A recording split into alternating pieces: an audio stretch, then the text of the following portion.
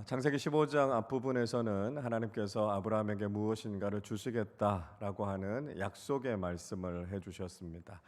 하나님께서 아브라함에게 자녀를 주셔서 그 후손들을 하늘의 별과 같이 많게 하시겠다 이렇게 말씀하셨죠. 그러나 인간적으로 볼 때는 사실 불가능한 일이었습니다. 생물학적으로 전혀 일어날 수 없는 상황 속에 있었지만 하나님께서는 그 불가능을 가능으로 바꾸셔서 그 일을 이루시겠다 이렇게 말씀하신 것이었습니다. 사실 창조주 하나님의 입장에서는 전혀 어려운 일이 아니죠. 하나님께서는 한 줌 흙으로도 우리 인간을 창조하신 하나님이시지 않습니까? 그러니까 생리가 끊어진 여성, 또 생명의 씨앗이 말라붙은 남자를 치료하시고 회복시키셔서 그 가정에 자녀를 주시겠다라고 하는 것, 그러니까 하나님의 입장에서는 사실 전혀 어려운 일이 아니었습니다. 근데 문제는 인간적인 관점에서는 그것이 불가능해 보였다라고 하는 것이죠. 그런데 놀라운 것은 아브라함이 그 하나님을 믿었다라고 하는 것입니다. 인간적으로 볼 때는 그런 일이 일어날 수가 없어요. 인간적으로 아무리 생각해도 이해하거나 설명하기 어려웠습니다. 그럼에도 불구하고 아브라함이 그것을 받아들였던 방식이 바로 믿음이었다는 것이죠. 그러니까 아브라함은 그걸 설명하려고 한 게 아니에요. 그분이 하나님이시니까, 그분이 전능하신 분이시니까 하나님께서 그것을 하실 것이다라고 하는 것을 믿음으로 받아들였다라고 하는 것이죠. 그 아브라함의 믿음을 보시고 하나님께서 그를 의롭게 여기셨다 이렇게 말씀하셨습니다. 아브라함이 하나님을 믿었을 때 하나님께서는 그것을 기쁘게 여기셨고요. 아브라함을 하나님의 자녀로 삼아 주시지 않으셨습니까? 구원의 놀라운 은총을 베풀어 주셨습니다. 그리고 그 믿음이요, 아브라함의 삶을 놀랍도록 변화시키지 않습니까? 불가능할 것 같았던 그 가정에 하나님께서 아들을 주시고 놀라운 축복을 더해 주셨던 것을 볼 수 있습니다. 여러분, 믿음이라고 하는 것이 바로 이런 것이다라고 하는 것을 우리에게 이야기해 주는 것이죠. 우리가 믿음을 통해서만 하나님의 자녀가 될 수 있고요. 그리고 그 믿음은 지금도 우리의 삶을 새롭게 하고 하나님의 능력을 경험하게 되는 놀라운 통로가 된다라고 하는 것입니다. 자, 아브라함이 그렇게 하나님을 믿으니까요, 하나님께서 또 하나 아브라함에 주시겠다 약속하신 것이 있었습니다. 자, 오늘 7절 말씀을 우리 한 번 더 같이 읽어보겠습니다. 또 그에게 이르시되 나는 이 땅을 네게 주어 소유를 삼게 하려고 너를 갈대아인의 우르에서 이끌어낸 여호와니라. 자, 이번에는 하나님께서 아브라함에게 땅을 주시겠다 이렇게 말씀하고 있습니다. 자손을 주시겠다라고 하는 약속에 이어서 이번에는 하나님께서 땅을 주시겠다 이렇게 말씀하고 있죠. 이 자녀 못지않게 땅이라고 하는 것도 굉장히 중요한 축복이다라고 하는 것을 우리가 알고 있지 않습니까? 과거에나 지금이나 자녀나 땅이라고 하는 것 굉장히 큰 하나님의 선물이라는 것이죠. 지금보다는 물론 그 당시에는 이 자녀 또 이 땅이라고 하는 가치가 아주 절대적이었다라고 하는 걸 우리는 잘 알고 있습니다. 역사를 통해서 살펴보면 수많은 제국들이 조금이라도 더 넓은 영토를 얻기 위해서 정말 치열한 정복 전쟁을 치르지 않았습니까? 그래서 어떻게든지 자신의 영역을 확장시켜 나가고 영향력을 더 키워가려고 했던 그런 야망이 있었던 것을 우리는 볼 수 있습니다. 근데 이게 신앙적으로도 중요하다는 거예요.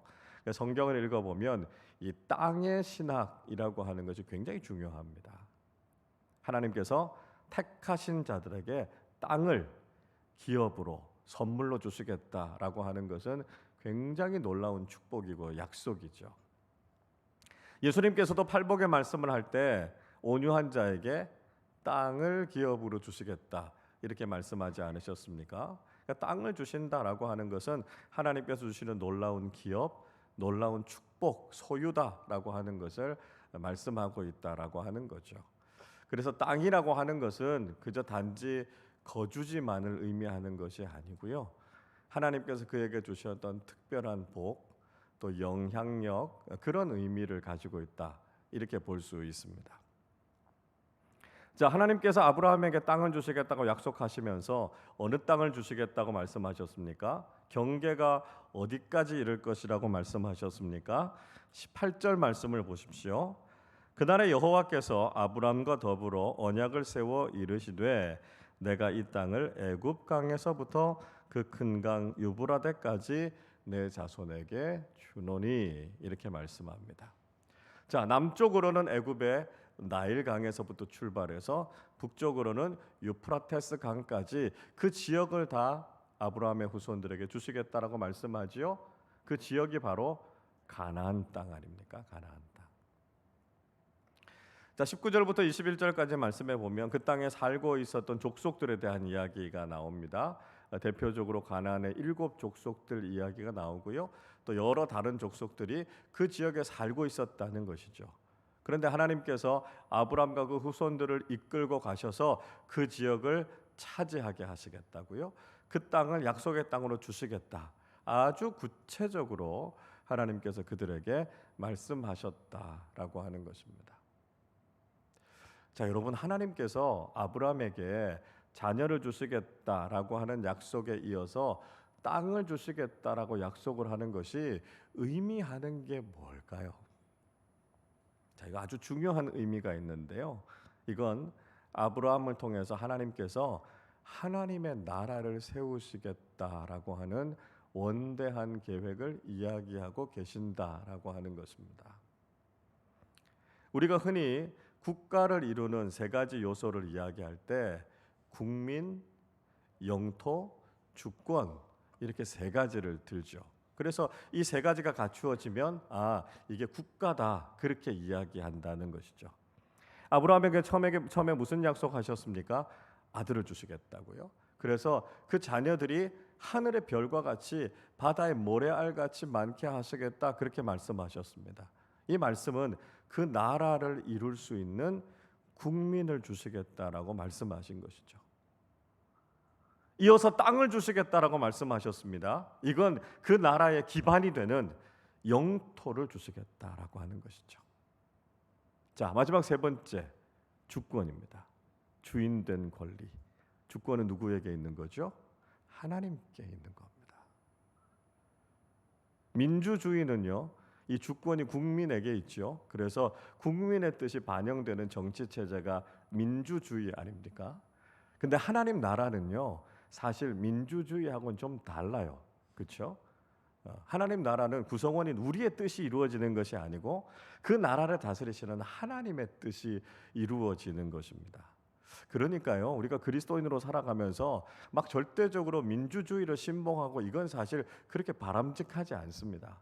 하나님 나라는 민주주의가 아니에요. 하나님 나라는 절대 왕권입니다. 완전하고 전능하신 하나님께서 통치하시고 특별히 하나님께서 택하신 사람들을 통해서 하나님의 뜻이 이루어지는 나라가 바로 하나님 나라라는 것이죠. 그래서 하나님의 주권, 하나님의 주인 되심이 임하는 나라가 하나님 나라입니다. 그러니까 하나님께서 아브라함을 통해서 바로 하나님 나라를 세우시고자 하는 꿈을 갖고 계셨던 거예요. 근데 이스라엘이 실패하죠. 왜 실패합니까? 국민도 있었어요. 영토도 있었어요. 그런데 뭘 인정하지 않은 거죠? 하나님의 주권을 인정하지 않은 거예요. 그러니까 하나님만 섬기지 못하고 이방신들을 섬기고 하나님의 주인 되심, 왕 되심을 인정하지 않았기 때문에 하나님 나라를 세우는데 실패한 것입니다. 여러분, 아브라함에게 주셨던 이 약속이 얼마나 위대한 약속인지 아시겠죠? 하나님 나라를 세우고자 하는 약속이고요. 이 약속은 영적으로도 우리에게 임하는 것입니다. 이 시대의 교회를 통해서도 하나님께서는 이 거룩한 하나님 나라를 세워가기를 원하신다라고 하는 것을 여러분 꼭 기억하실 수 있기를 바랍니다. 자, 근데 중요한 것은 아브라함이 이런 것을 달라고 하나님께 먼저 요청한 적이 없다는 거예요. 아브라함이 하나님께 기도하면서 하나님 아들을 주십시오. 땅을 주십시오. 하나님 나라를 세우게 해주십시오. 한 번도 아브라함이 이렇게 기도한 적이 없었습니다. 오히려 하나님께서 먼저 찾아오셔서 이 좋은 약속들을 해주신 거죠. 너에게 자녀를 주어서 후손들이 엄청나게 많게 될 것이라고 말씀 주셨고, 약속의 땅을 주셔서 그 땅에 영원토록 정착하게 하시겠다. 하나님께서 이 약속을 다 주신 겁니다. 여러분, 이게 보여주는 게 뭘까요? 하나님은요, 우리에게 정말 좋은 것을 주시기 원하시고 그 약속을 이루시는 하나님이시다라고 하는 것입니다. 지난 주일에도 말씀드렸던 것처럼 우리 하나님 인색하신 분이 아니십니다. 하나님께서는 우리가 생각하는 것보다 더 좋은 것, 더 귀한 것들을 우리의 삶에 주시기 원하시는 분이 하나님이세요. 아니, 거의 일방적으로 우리에게 찾아오셔서 좋은 걸 우리에게 주시고 그것을 누리기를 원하시는 것이 하나님이시다라고 하는 거죠. 마치 육신의 부모님들이 자녀들에게 좋은 것이 있으면 하나라도 더 해주고 싶어하는 그 마음이 있는 것처럼, 하나님께서도 좋으신 것을 우리에게 하나라도 더 주시기 위해서 안달이나 있으신 분이 바로 우리가 믿고 있는 하나님이시다라고 하는 거죠.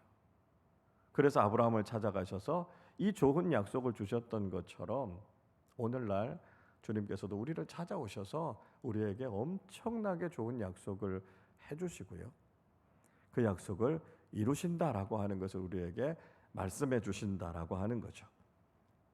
자, 그러나 문제는 뭡니까? 이런 하나님의 약속이 여전히 잘 믿겨지지가 않는다는 겁니다. 하나님께서 분명히 이 놀라운 약속의 말씀을 주셨는데 하나님 정말 이루어 주십니까? 정말입니까? 우리가 잘 믿지 못하죠. 그래서 때로는 하나님의 약속에 대해서 의심하는 경우들도 있고요, 불신하는 경우들도 있습니다. 그러나 아브라함은 하나님의 약속을 불신하지 않았어요. 아브라함은요, 하나님의 약속을 확인하고 싶었고요, 하나님께 질문했습니다. 여러분, 불신과 확인은 다른 거고요, 의심과 질문은 다른 겁니다. 어떻게 다를까요? 전제가 달라요. 아브라함은요, 기본적으로 하나님을 향한 신뢰가 있었습니다. 그러니까 하나님을 불신한 게 아니에요. 그저 하나님의 약속을 확인해 보고 싶었어요.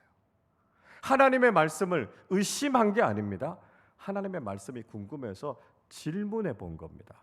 그래서 8절에서 이렇게 질문하죠. 그가 이르되 주 여호와여, 내가 이 땅을 소유로 받을 것을 무엇으로 알리까? 말씀합니다. 이 약속이 인간적으로 좀 받아들이기가 어려웠지만 지난주에 우리가 살펴봤던 것처럼 아브라함은 하나님을 믿는 믿음이 있었습니다. 그러니까 확인해 보고 싶은 거예요. 하나님, 이 약속이 너무 좋은데 이 약속이 내게 임할 것이다 라고 하는 것을 제가 어떻게 확인할 수 있을까요? 하나님, 그걸 좀 확인시켜 주십시오. 이렇게 이야기합니다. 하나님께서 이 약속을 확인하게 하시기 위해서 언약식을 준비하게 하시죠. 그래서 아브라함에게 3년 된 암소, 3년 된 암염소, 3년 된 순염소, 순양, 그리고 집비둘기와 산비둘기 새끼를 잡아 가지고 오게 합니다. 그리고 그 짐승들을 잡아서 죽이고 반으로 다 쪼개 놓습니다. 다 반으로 쪼갰는데 비둘기는 쪼개지 않았죠. 아마도 너무 작아서 따로 쪼개지는 않았던 것 같습니다. 자, 언약을 체결하면서 이렇게 짐승들을 죽여서 반으로 쪼갰다라고 하는 것이 의미하는 게 뭘까요? 피의 약속이라는 거예요. 반드시 이 약속을 지켜야 된다는 것이죠. 감히 이 약속을 어기지 못하도록 이 약속은 반드시 지켜야만 하는 약속이다라고 하는 것을 보여주고 있는 것입니다. 그렇게 해서 짐승을 잡아놨어요. 짐승을 잡아서 죽여놓고 있으니까 막 솔개들, 막 까마귀류들이겠죠. 짐승의 시체를 보고 막 몰려듭니다. 아브라함이 그 솔개를 쫓아내면서 언약식을 준비하고 있었습니다. 하나님께서는 반드시 그 약속을 지키신다라고 하는 것, 그리고 그 약속을 지키신다라고 하는 확인으로 언약을 체결하는 특별한 예식을 가지시는 것을 볼 수 있습니다. 여러분, 오늘날에도 하나님께서 우리와 약속하시고 그 약속을 하나님께서 계속해서 이어가시겠다라고 하는 언약을 체결하는 과정이 있는 거죠. 오늘날 교회에서도 여러 가지 예전, 예식 같은 것들이 있습니다. 공식적인 예전과 예식을 통해서 하나님께서 우리에게 베풀어 주시는 은혜를 반드시 우리에게 주시겠다라고 하는 것을 하나님께서 확인해 주시는 겁니다. 세례식 한번 생각해 보십시오. 우리가 하나님의 자녀가 됐다는 것, 우리가 구원을 받았다라고 하는 것을 공식적으로 확인하는 예식이지 않습니까? 그래서 우리가 그리스도인이 됐고요, 하나님의 언약 백성 안에 들어왔다라고 하는 것을 확인하는 언약의 징표입니다. 외적인 확인이라고 할 수 있죠. 성찬식 어떻습니까? 우리가 하나님께서 우리에게 베풀어 주신 구속의 은혜를 누리고 있다라고 하는 것을 우리가 그 예식에 참여하면서 확인하는 겁니다.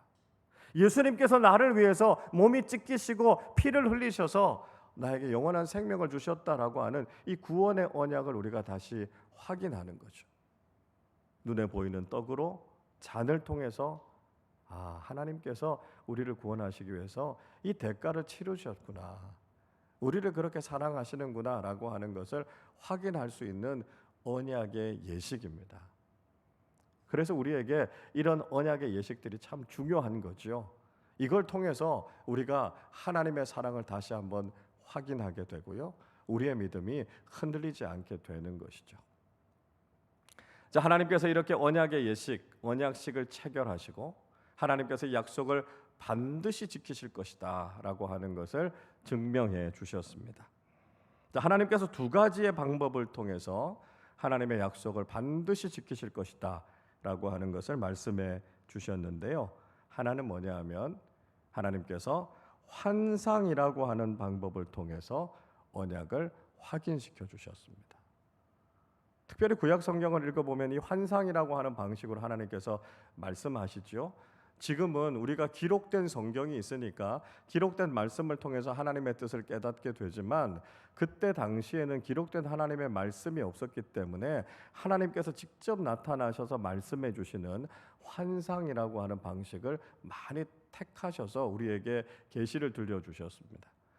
12절의 말씀에 보면 어둠 가운데 아브라함이 깊은 잠에 빠지게 되죠. 그리고 흑암과 두려움이 임하게 됐다, 이렇게 말씀하고 있습니다. 그러니까 날이 점점 저물어 가는 가운데 하나님께서 그 가운데 임재하신 거죠. 그래서 아브라함이 신의 현현, 하나님의 임재라고 하는 인간이 참 경외스럽고 두려워할 만한 영적인 사건을 경험하게 된 것입니다. 그리고 그렇게 임하신 하나님께서 앞으로 어떤 일들이 일어나게 될 것인지, 하나님께서 그 언약을 어떻게 지킬 것인지 환상 중에 그에게 말씀해 주시죠. 자, 우선은 아브라함의 자손들이 애굽의 노예가 될 것이다 라고 하는 것을 예언하셨습니다. 13절을 보십시오. 여호와께서 아브라함에게 이르시되 너는 반드시 알라, 내 자손이 이방에서 계기되어 그들을 섬기겠고 그들은 400년 동안 내 자손을 괴롭히리니 말씀하고 있습니다.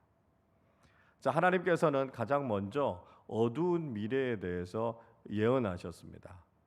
약속이 이루어진다라고 해서 그냥 다 좋은 일만 있는 거 아니고요, 다 긍정적인 일만 있는 것 아닙니다.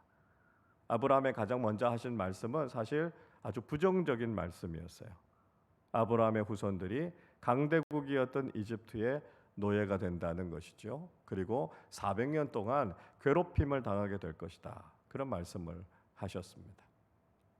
근데 중요한 것은 하나님의 약속이 이루어져 가는 과정일 뿐이다라고 하는 거죠. 그게 끝이 아니라는 거예요. 여러분, 우리가 믿음의 길을 걸어가고요, 하나님의 약속이 이루어지는 과정을 걸어갈 때 때로는 힘들고 어려운 과정들이 있습니다. 400년이라고 하는 시간, 이거 얼마나 긴 시간이었겠습니까? 그 긴 시간 동안 힘들고 어려운 일들을 당하고 학대와 고통이 있으면 자칫하면 낙심하거나 절망할 수도 있었겠죠. 그러나 이 약속의 말씀을 붙잡아야 되는 겁니다. 그 과정이 힘들고 어려울지라도 이건 과정이에요. 이 과정을 지나면 하나님께서 하시려고 하는 일들이 이루어진다라고 하는 것을 우리가 믿는다면 그 과정을 인내해낼 수 있고요, 그 과정을 이길 수 있는 힘과 용기를 얻게 된다라고 하는 것이죠. 자, 그 과정을 거치고 그 이후에 출애굽이라고 하는 놀라운 사건을 경험하게 될 것이다 말씀해 주셨습니다. 14절을 보십시오.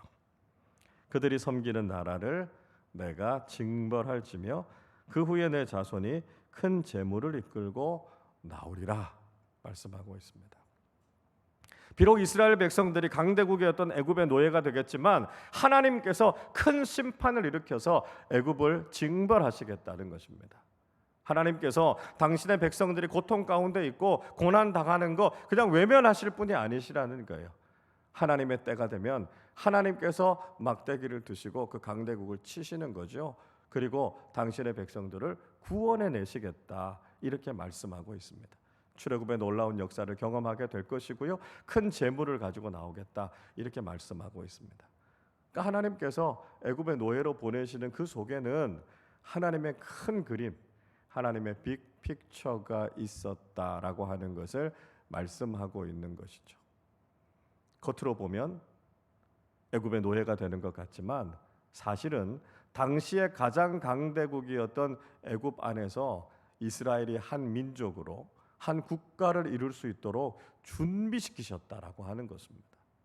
그러니까 애굽이라고 하는 인큐베이터 안에서 하나님의 자녀들을 길러내시는 거죠. 그러니까 가장 안전한 곳에서 인간적인 눈으로 보면 그게 부정적으로 보이지만 하나님께서는 가장 안전한 방법으로 하나님의 백성들을 키워내시는 거죠. 그리고 그 강대국에서부터 이끌어내시면서 큰 재물을 얻게 하시고 많은 사람들을 나오게 하셔서 이제 한 나라, 한 민족을 세울 수 있는 준비를 시키시는 거죠. 그러니까 여러분 이런 부정적인 과정 속에서도 하나님은 하나님의 위대하고 놀라운 계획을 이루어 가시는 분이시다라고 하는 것을 우리는 깨닫게 됩니다. 자, 이런 엄청난 사건이 일어나게 되겠지만 아브라함은 평안하게 장수하다가 땅에 묻히게 될 것이다. 그렇게 말씀하셨습니다. 15절 보십시오. 너는 장수하다가 평안히 조상에게로 돌아가 장사될 것이요. 말씀합니다. 자, 앞으로 일어날 일들, 어마어마한 일들이 일어납니다. 그런데 아브라함의 인생은요, 평안하게 하나님과 함께 동행하다가 조상들에게로 돌아갈 것이다라고 하는 거죠. 아브라함이 175세를 살았고요. 마므레 상수리 숲을 앞에 있었던 막벨라 굴을 사서 거기에 장사돼서 평안하게 인생을 마무리하게 되죠. 그리고 그 믿음을 그 후손들이 이어받아서 앞으로 이스라엘의 역사를 이어가게 됩니다. 그리고 그 후손들의 삶이 어떻게 될 것이다 라고 하는 것도 예언하시죠. 16절 보십시오. 내 자손은 4대 안에 이 땅으로 돌아오리니 이는 아모리 족속의 죄악이 아직 가득 차지 아니함이니라 하시더니. 자, 그 후손은 어떻게 된다고요? 4대 만에 다시 가나안 땅, 약속의 땅으로 돌아오게 될 것이다. 이렇게 말씀하고 있습니다. 자, 그런데 이 4대라고 하는 시간이 좀 짧은 시간이라는 생각이 들어요. 보통 한 대가 30년에서 40년 이 정도 되지 않습니까? 그러니까 4대 정도 하면 채 한 150년이 되지 않는 시간입니다. 근데 앞에서 하나님께서 무슨 말씀하셨습니까? 이집트에 들어가서 400년 동안은 괴롭힘을 당하다가 그 땅으로 돌아오게 될 것이다. 이렇게 말씀하셨으니까요. 이 기간이 잘 안 맞는 거예요. 이거 왜 안 맞을까요? 자, 하나님께서 말씀하시는 여기서 말씀하시는 4대 만에 가나안으로 돌아온다라고 하는 것은 요셉의 때를 이야기하고 있는 겁니다. 특별한 사건 하나를 가리키고 있는데요. 그게 뭐냐 하면 요셉이 자신의 아버지였던 야곱을 장례하기 위해서 이 아브라함이 묻혔던 이 헤브론에 있는 막벨라 굴로 돌아와서 장례하게 된 사건을 이야기합니다. 요셉이 애굽의 국무총리가 됐다는 소식을 듣고 야곱이 노구를 이끌고 애굽까지 내려가지 않습니까? 그리고 고센과 람세 땅에서 머물다가 거기서 죽게 됩니다. 근데 요셉은요, 야곱을 그 애굽 땅에다가 장례하지 않습니다. 야곱의 시신을 가지고 어디로 가죠? 가나안 땅으로 다시 올라갑니다. 그리고 자신의 증조 할아버지인 아브라함이 묻혔던 그곳에 자신의 아버지 야곱을 장사하게 되죠. 그래서 그 장례를 통해서 아브라함의 4대 손이었던 요셉이 다시 가나안 땅에 들어가게 됩니다. 그러니까 이 사건을 가리켜서 4대 만에 그 땅으로 돌아오게 될 것이다라고 하는 말씀이 이루어지게 된 거죠.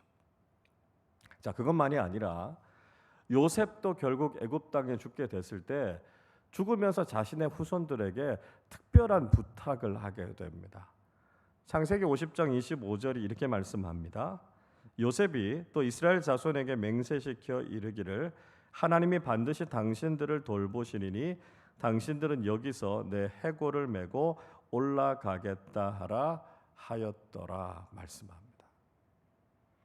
자, 요셉이 죽으면서요 자신의 가족들에게 부탁을 합니다.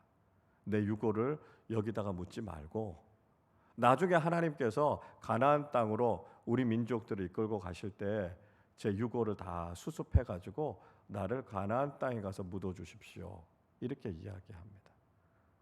그러니까 이것이 아브라함의 4대 손이었던 요셉 때 일어났던 일이었다라고 하는 것이죠. 요셉의 때에 아버지를 장사하기 위해서 가나안으로 갔던 것. 그리고 요셉이 죽을 때 자신의 유해를 가지고 다시 가나안 땅으로 돌아가라 부탁했던 것처럼 아브라함의 4대 손이었던 요셉 때 바로 이 하나님의 예언의 말씀이 1차적으로 성취가 됐다라고 하는 것이고요. 400년이 지나고 난 이후에 완전히 이스라엘 백성들이 출애굽을 통해서 가나안 땅으로 들어가게 되면서 하나님의 이 언약의 말씀이 성취됐다라고 하는 것을 분명히 보여주고 있는 것입니다. 자, 그런데 또 하나 질문이 생기죠. 하나님께서 가나안 땅을 주시겠다고 하셨는데 왜 즉시 그 땅을 주시지 않고 400년이라고 하는 유예 기간을 두셨을까요? 왜 그 시간을 주셨을까라고 하는 거죠. 하나님께서 무슨 말씀하십니까? 아직 아모리 족속들의 죄악이 가득 차지 않았기 때문이다. 이렇게 말씀하셨습니다. 아모리 족속들, 가나안에 있었던 7 족속 중에 대표적인 민족이었습니다. 그곳에 가나안의 7 족속들이 살고 있었고요. 아직은 그들의 죄악이 가득 차지 않았기 때문에 하나님께서는 400년이라고 하는 시간을 주신 겁니다. 그리고 그 시간이 지나고 난 이후에 그들을 다 쫓아내시고 하나님께서 결국 아브라함의 후손들을 통해서 그 땅에 약속의 민족 이스라엘을 세우시겠다 이렇게 말씀하신 거죠. 여러분, 이게 우리에게 보여주고 있는 것이 무엇일까요? 하나님께서는 악인까지도 멸망하지 않고 돌이키기를 원하신다라고 하는 것입니다. 여러분, 하나님은 분명히 주권을 가지시고 이 세상을 다스리시는 하나님이세요. 그래서 하나님의 선하신 뜻을 이루시고요, 의인들을 구원하시고 악한 사람들을 심판하시는 분이 우리 하나님이십니다. 그러나 중요한 것은 그럼에도 불구하고 하나님께서는 악인들이 멸망하는 것을 기뻐하지 않으신다고요. 그래서 그들이 회개하고 돌이킬 수 있도록 그들에게 시간을 주시고 기회를 주시는 분이 하나님이시다라고 하는 것이죠. 우리가 믿는 하나님이 바로 그런 자비와 긍휼의 하나님이시다라고 하는 것입니다. 400년이라고 하는 시간, 은혜와 긍휼의 시간이죠. 비록 그들이 돌아오지 않을 것 하나님께서 아셨습니다. 그럼에도 불구하고 하나님께서 심판을 늦추시면서까지 하나님께서 그들을 심판하시는 것을 얼마나 싫어하시는지를 보여주시는 것이고요. 한 사람이라도 구원하기 원하시는 하나님의 마음이 그 속에 담겨져 있다라고 하는 것을 우리에게 깨닫게 해주시는 것이죠. 여러분, 하나님께서 지금 우리에게도 기회와 시간을 주셨습니다. 아직까지는 우리가 주님께로 돌이킬 수 있고요. 아직까지는 구원의 문이 닫히지 않았다는 거예요. 하나님께서 우리에게 자비를 베풀어 주시고 긍휼을 베풀어 주셔서 사랑하는 한 사람이라도 더 주님 앞에 돌이키고 하나님의 구원을 경험하기를 원하신다는 거죠. 우리가 이런 주님의 마음을 깨닫고 복음 전하는 일, 한 생명을 살리는 일을 위해서 우리가 더욱 헌신해야 된다라고 하는 것을 우리는 잊지 말아야 한다는 것입니다. 자, 다른 하나, 하나님께서 이 약속을 확인시켜 주시는 방법은 하나님께서 불로 임하셔서 그 약속을 확인시켜 주셨다라고 하는 것입니다. 자, 오늘 17절 말씀을 우리 같이 읽어보겠습니다. 해가 져서 어두울 때에 연기나는 화로가 보이며 타는 횃불이 쪼갠 고기 사이로 지나더라. 자, 그렇게 언약식을 준비하면서 짐승들을 다 쪼개놨다고 말씀드렸죠. 그때 횃불이 임했고요. 그 쪼갠 짐승들 사이로 불이 지나갔습니다. 횃불은 하나님의 임재를 상징하는 것입니다. 하나님께서요, 그 언약식의 현장에 나타나신 거죠. 그리고 그 사이를 지나가시면서 하나님께서 그 언약이 완성됐다라고 하는 것, 하나님께서 그 약속을 반드시 지키시겠다라고 하는 것을 확인시켜 주셨던 것입니다. 자, 그런데 이 언약식의 장면에서 좀 이상한 게 있어요. 원래는 어떻게 하냐면 이렇게 제물을 쪼개 놓고요, 약속의 두 당사자가 같이 지나가는 겁니다. 그래서 누구든지 어느 쪽이든지 그 약속을 제대로 지키지 않은 사람은 이 제물들처럼, 이 짐승들처럼 쪼개져서 죽어도 아무런 할 말이 없다라고 하는 것을 다짐하고 결단하는 마음으로 이 언약의 두 당사자가 같이 지나가는 거예요. 근데 지금 이 언약식에서는요, 아브라함은 지나가지 않았어요. 불로 임하신 하나님만 지나가신 거예요. 여러분, 이게 우리에게 보여주고 있는 것이 무엇이겠습니까? 비록 우리 인간은 하나님의 약속의 말씀에 신실하지 못해도요, 하나님은 그 약속을 끝까지 지키시는 분이시다라고 하는 것을 말씀해주고 있습니다. 하나님께서는 이스라엘 백성들이 이 언약에 충실하지 않을 것이라는 거 알고 계셨습니다. 이스라엘 백성들이 하나님을 온전히 섬기지 않았잖아요. 죄악 가운데서 돌이키고 하나님 앞으로 나오지 않았잖아요. 하나님께서 주셨던 그 약속을 이스라엘 백성들은 깨뜨렸잖아요.